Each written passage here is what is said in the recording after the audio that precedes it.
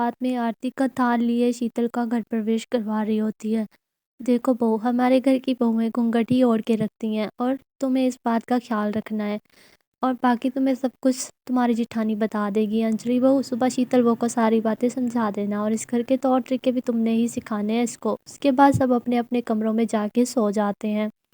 और फिर उसके बाद अगली सुबह सुबह ही शीतल की पहली रसोई होती है और वो घूंघट करके ही किचन में काम कर रही होती है। आटा गूंथते हुए उसका घूंघट स्लिप हो जाता है।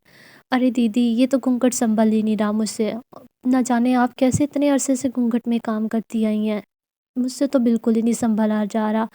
देखो शीतल, हमारे घर के यही रिवाज है, अगर तुमने घूंघट नहीं किया तो सासू माँ बहुत ज़्यादा गुस्सा करेगी। अंजलि शीतल के साथ उसके काम में पूरी मदद करती है और उसे सारी सब्जियां काट के देती है। और सब खाने के टेबल पे नाश्ते का इंतज़ार कर रहे होते हैं। तभी सब शीतल और अंजलि दोनों खाना बनाकर टेबल पे सर्व करती हैं। तभी वहाँ पे शीतल की नज़र अपनी नंद पे जाती है, जो कि बहुत ही मॉडर्न सा और वेस्टर्न सा ड्रेस पहन के बैठी होती है। तभी शीतल कहती है, माँ जी, काजल को इस तरह का ड्रेस तो इतनी ज़्यादा ठंड में नहीं पहनना चाहिए, इसको ठंड लग गई तो। बहू, मेरी बेटी है, मैंने आज तक उसको नहीं रोका टोका, तो तू क्यों रोक रही है। उसका जो दिल करेगा वो पहनेगी, उसकी मर्ज़ी है। इसी तरह से कुछ दिन और गुजर जाते हैं और फिर एक दिन जब सबने फंक्शन पे जाना होता है तो वहीं पे शीतल भी एक ड्रेस पहन के, सलवार कमीज़ और ऊपर से दुपट्टा ओढ़ कर आती है। वहीं पे उसकी जिठानी अंजलि भी वहाँ पे आती है और कहती है, शीतल तुमने ये क्या पहन लिया, सासू माँ ने देख लिया था बहुत गुस्सा करेगी। लेकिन दीदी, इस ड्रेस में ख़राबी ही क्या है, इतना अच्छा तो लग रहा है। इतने में वहाँ पे उसकी नंद और सास भी आ जाते हैं। काजल ने आज फिर मॉडर्न ड्रेस पहना होता है, वन पीस कट सूट पहना होता है। और उसकी सास शीतल को गुस्सा करती है कि उसने ये ड्रेस क्यों पहना है। शीतल को गुस्सा आता है, वो उनके साथ जाने से मना कर देती है। इस तरह से पूरा परिवार अकेले ही चला जाता है। कुछ दिनों के बाद काजल के घर रिश्ते वाले आते हैं। काजल बहुत ही खुश होती है अपने रिश्ते के लिए। कुछ देर के बाद दोनों देवरानी जिठानी चाय का कप और पकौड़े लेके आती हैं।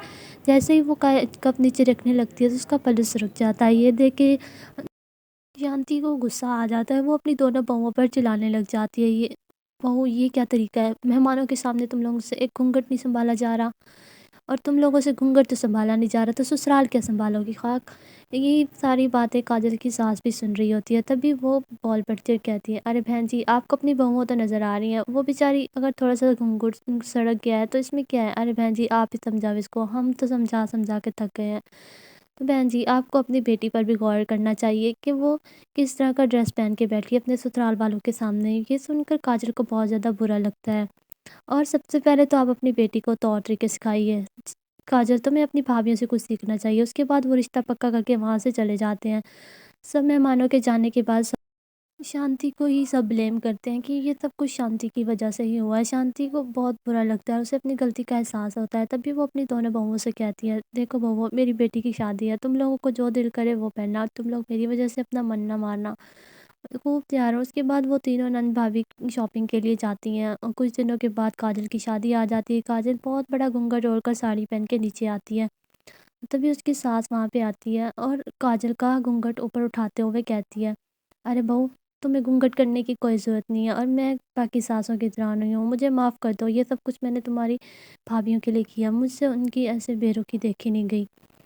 और इस तरह से उसकी सास भी कहती है, हाँ बहन जी, आपने बिल्कुल ठीक किया, अगर आप ऐसा ना करती तो मुझे कभी भी अपनी गलती का एहसास ना होता। बहू, अब जा, तो अपनी मर्ज़ी से ड्रेस पहन के आ और अपनी मर्ज़ी से ही तेरी विदाई होगी। उसके बाद काजल अपने कमरे में जाती है और रेड कलर का one piece suit, long shirt पहनती है और हाथ में फूलों का गुलदस्ता लिए गाड़ी की तरफ जाती है और बढ़ती है।